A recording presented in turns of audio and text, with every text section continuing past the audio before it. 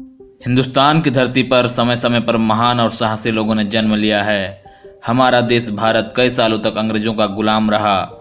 भारत भूमि पर ऐसे कई महान और साहसी क्रांतिकारियों ने जन्म लिया है जिन्होंने अपने दम पर अंग्रेजी हुकूमत की सत्ता हिला दी। ऐसे ही एक वीर थे भगवान बिरसा मुंडा। हेलो दोस्तों, स्वागत है आप सभी का हमारे चैनल लो शुरू हो गया सफ़र में। और आज के हमारे इस सफ़र में हम जानेंगे आदिवासी भगवान बिरसा मुंडा के बारे में।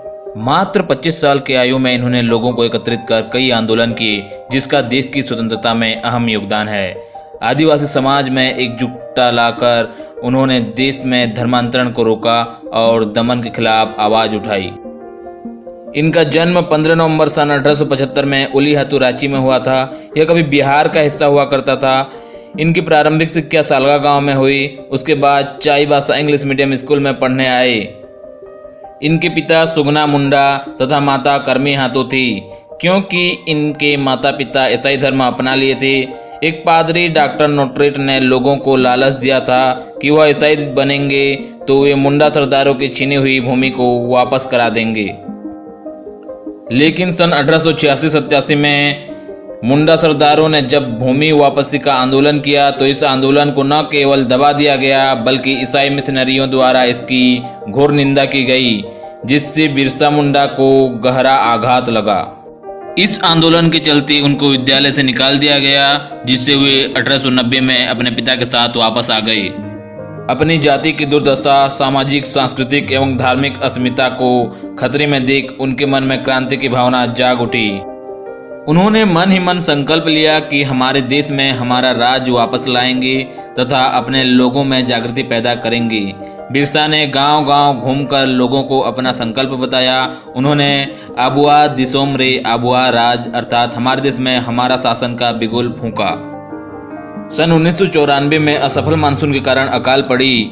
उन्होंने अंग्रेजों से लगान माफी के लिए आंदोलन किया।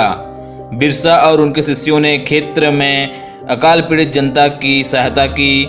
इसी कारण उन्हें अपने जीवन काल में ही एक महापुरुष की दर्जा मिला। उस इलाके के लोग उन्हें धरती बाबा या धरती अबा के नाम से पुकारते थे और पूजा करते थे। उनके अथक परिश्रम के बाद पूरे इलाके के आदिवासियों में संगठित होने की चेतना जागी। आदिवासियों को भड़काने के आरोप में अंग्रेजों ने 1895 में उन्हें गिरफ्तार कर लिया और 2 साल की कारावास की सजा दी गई।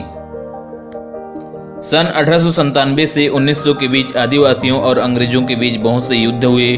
बिरसा के नेतृत्व में आदिवासियों ने अंग्रेजों की नाक में दम कर दिया। अगस्त 1897 में बिरसा और उनके 400 सिपाहियों ने तीर कमानों से लैस होकर खूंटी थाने पर धावा बोला।